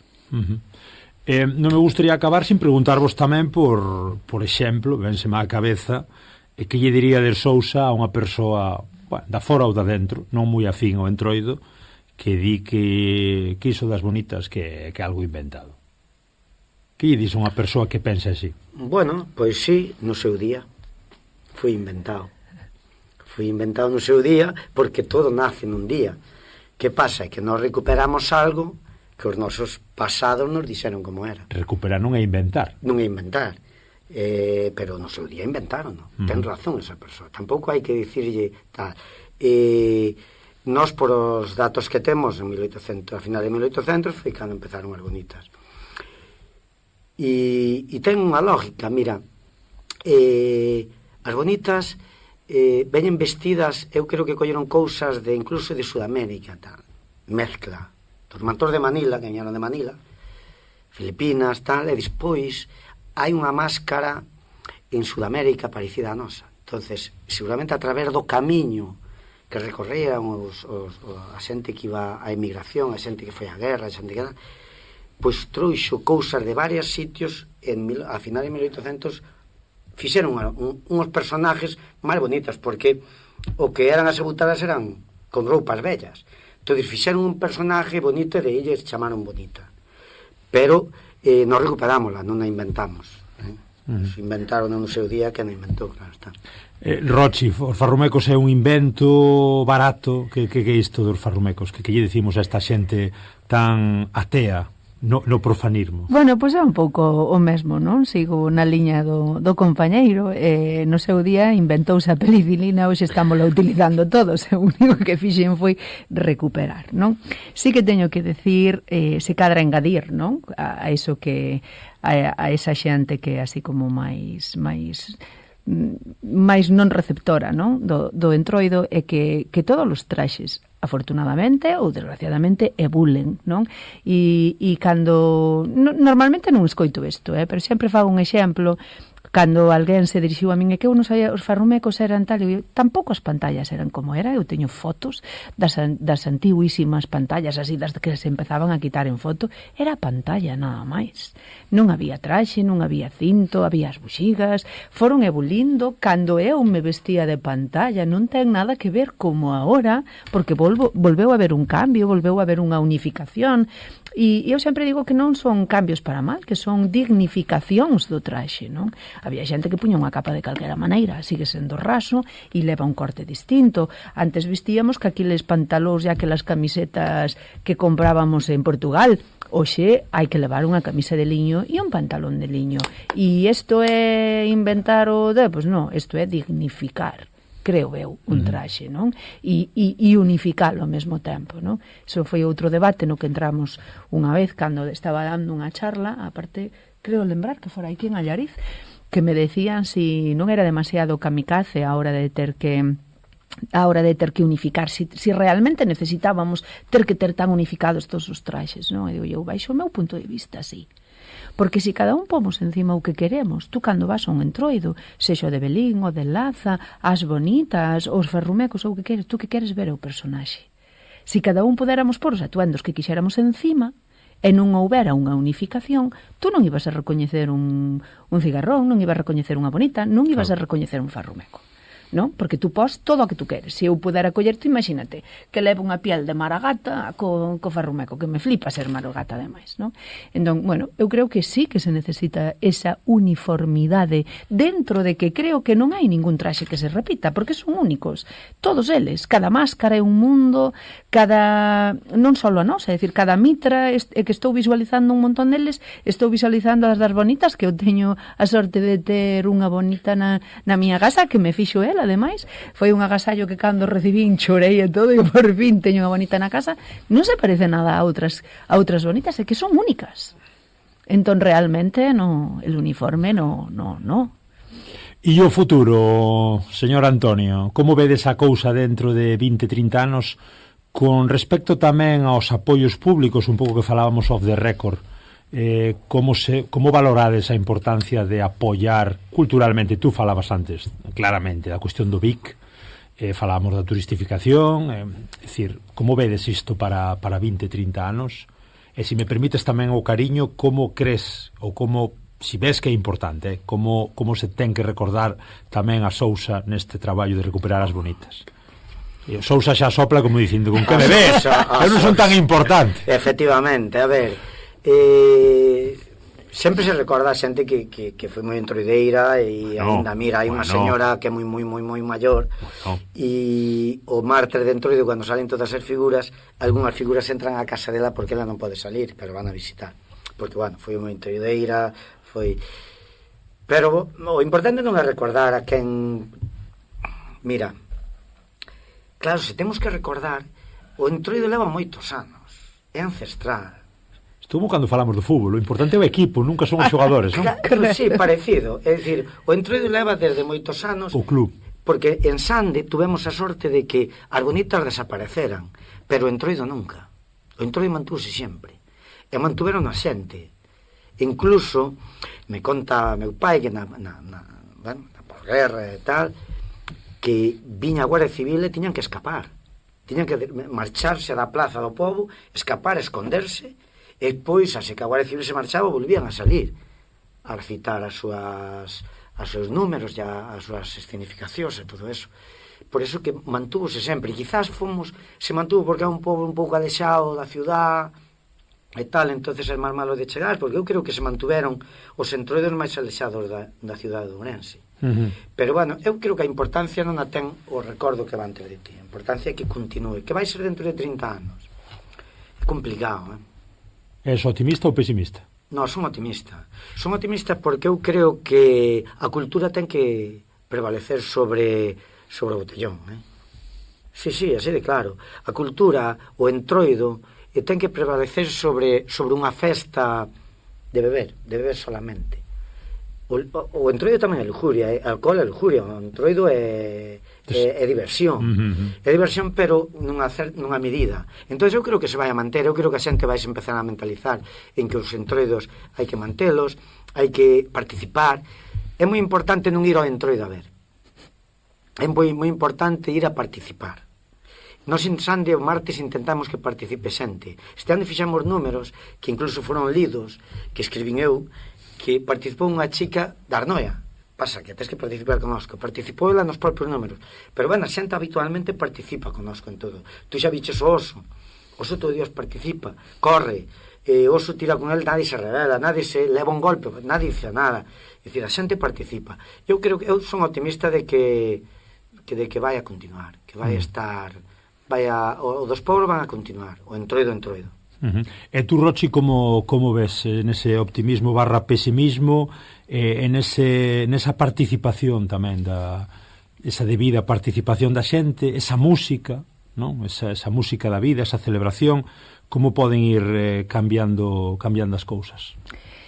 Eu quero ser, eu non son pesimista, eu tamén son optimista, entón quero pensar que sí que vai a continuar. Que pode pasar? Pois ao mellor que non se abran casas, porque ao mellor non haxa xente suficiente como para vela, pero a xente reinventará como comer, levará a súa propia comida, levará as súas cousiñas, eu non lle vexo, ou esa por lo menos é a miña esperanza, non? Porque é como non... De deixar ese legado de decir, bueno, pues volveuse facer isto para que exista e non se perda. Entón, eu quero pensar que sí, e un pouco na liña del. Todo isto ten que ser cíclico hasta certo punto. Estes booms de autobuses e estes booms de xente vindo de fora da comunidade, de vindo de outros países, ten que acabar. Vai acabar, porque unha vez que os tes visto, se non entendes, porque a historia que non entendes, pois ten que acabar, porque claro, tú despois vaslle falar unha criaturiña destas, vaste meter que tú estás no teu papel entroidando e te miran como que si pasou esta señora loca. Está mal. Que me está mal, esta bella que non estou entendendo o que me está contando. É interesante tamén, e xa acabo, a cuestión da participación e da involucración da xente, non? Este é un programa, xa sabedes, galaico-portugués. Antes falábamos con Margarida e con Manuel, escoitábamos aí desde Pitóns e desde Lindoso. Son exemplos tamén de entroidos moi pequenos, moi da aldea, e moi auténticos, onde eu penso que a xente tamén participa, mas na comparativa, Antonio, sí que é certo, vos que recorrestes todo, o público portugués no entroido é máis pasivo co público galego. En canto á participación, non crees? Non. Contanos. Eu creo que nas experiencias que temos nós de ir a Portugal son moi participativos e aparte, cando te metes con eles é recíproco, é dicir, gustalle, participa contigo. A min, eu teño oído eso de que... Ou quizás porque son menos de disfrazarse. Pode ser. Participan tanto ou máis? Participan, sí, efectivamente. Igual o que é o público que está por ali mirando co que faz tú, sí. Igual participa máis co de aquí, Ajá. Eu diría que son máis participativos en todos os sentidos, pero xa non só no entroido, sino en calquer acto cultural. Sí. Eu acórdome de ir ver algún concerto ou de ir ver unha tertulia ou un recital e a xente do público porse a levantar a man, eu quero falar, tú acabas de decir isto aquí non se dá. É dicir, tú vas a facer un recital, vas ver un concerto e nós somos moi pasivos nese sentido. A ninguén levanta unha man para preguntar algo que non entende, ou gustou unha canción, volvesme a tocar, ou nese sentido sí, pero se cadra eso, a hora de ter que velo o ollo, non? A xente non se disfraza, hai menos xente vestida, polo tanto, a nivel visual sí que pode que non se vexa o mesmo número que o noso, pero non a nivel participativo. Mira, nós temos ido a Zamora, temos ido a Gijón, temos ido por aí a moitas mascaradas que se teñen feito por aí por España, e eu noto máis participación. Nas portugueses, moitísima máis. Tú meteste con de Zamora e mírate así, de lado. O portugués participa, baila contigo, participa contigo. Eu, de verdad, que eu teño oído eso de que en Portugal será un estereotipo. Efectivamente, nada máis. Non sei, a última reflexión para vos tamén, para o que queirades comentar, se queredes lanzo vos aí a puntiña da pregunta, por exemplo, que cambiaría deste 2026 con respecto a 2027, se houve algo que non vos gustou en especial do voso entroido deste ano, dos entroidos en xeral, non sei, un pouco a modo de despedida o que queirades ir comentando. Pois, bueno, o que non me gustou, pois... O tempo. No, porque mira que tuvemos nos sorte. Os días fuertes nosos foron o sábado e o martes. Sí. E tuvemos 2 días espectaculares. Foron bastante bons. Entonces, non, eu non lle reprocho nada, eu falo dentro de Sande, creo que foi interesante, foi divertido, foi participativo, houve moitos números no martes, e creo que falaba do 2027, non é o 2025. Si, foiselle aí un pouco. É o 26. Si, pero comparáchelo co 27, que xa vai fun ser para difícil. Cosas do directo, Xentina. Eu creo que o 2026 foi máis participativo. Sí. O sábado non houve ningún problemiña, todo Dios se portou moi ben, participou moito a favor de que o oso pudera correr, abríase a xente que o oso pudera correr, que se quedaba no medio levaba, pero ben, eu creo que foi un ano positivo, que me gustou moito, sí. Millor quizás que o 2025, sí. E tú, Rochi, como viches aí no medio da Blanca Neve? Que esperas dos Farrumecos 2027, o ano que ven? Non sei, unha última reflexión desas que fas tú tamén. Bueno, eu sí que vou dicir unha cousa que non me gusta do entroido e é que está a piques de rematar, xa só me quedan 2 días. E isto me entristece moitísimo. O peor do entroido é que acaba. O peor do entroido é que remata, por iso hai 2 cousas que non fago nunca, ir a desfiles, porque non lle acabo de coller o meollo, nin ver os desfiles, nin desfilar, eu así é como, non sei, síntome un pouco monicreca, aí é o enterro da sardiña, e sempre digo, inda nos quedan uns días, non? Entón, esa é a parte fea de ter que guardar todo hasta o ano que ven outra vez. Que peniña, canto hai que volver a esperar. E a outra que me preguntabas de como vexo, a min, eu vou resumirche o entroido de este ano, non só en Sobradelo cos Farrumecos, que creo que o describiu moi ben Lola e Nuno.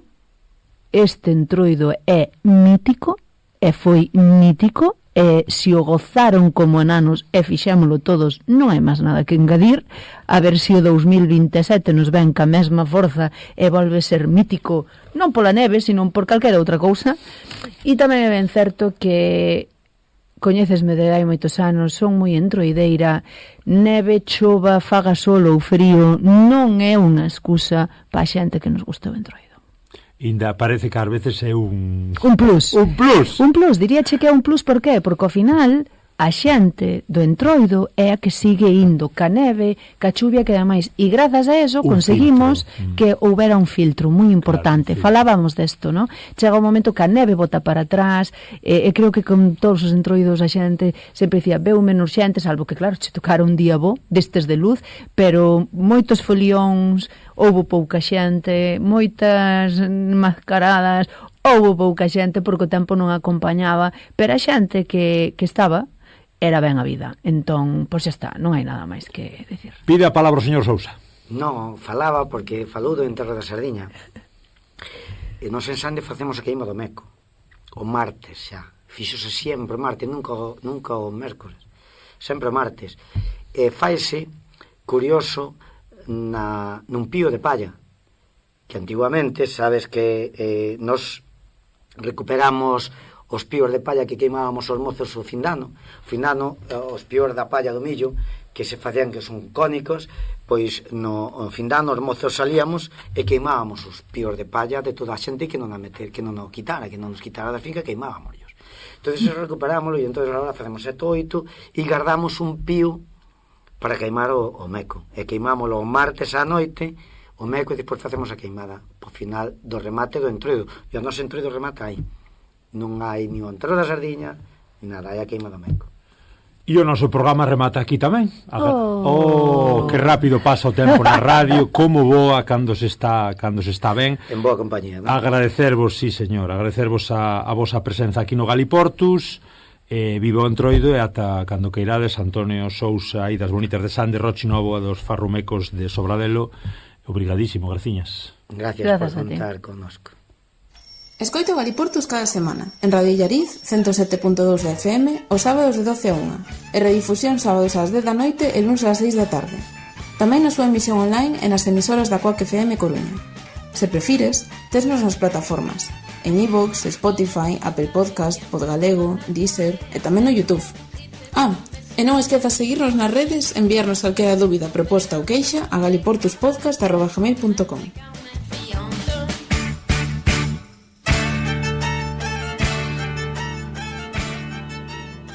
Moi ben, ata aquí este programa do Entroido, falando falando con Antonio e con Rochi de Entroidos recuperados.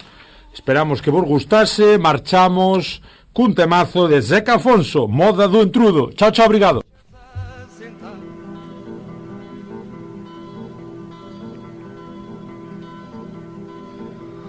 Ó entrudo, chocalheiro, que não deixas assentar e as mocinhas ao solheiro.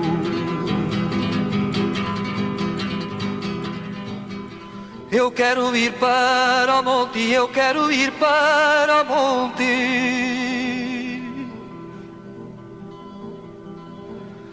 que no monte é que estou bem, que no monte é que estou bem. Eu quero ir para o monte, eu quero ir para o monte, onde não veja ninguém, que no monte é que estou bem.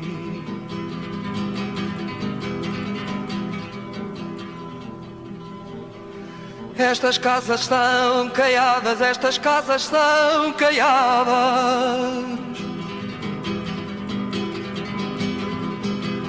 Quem seria a caiadeira? Quem seria a caiadeira?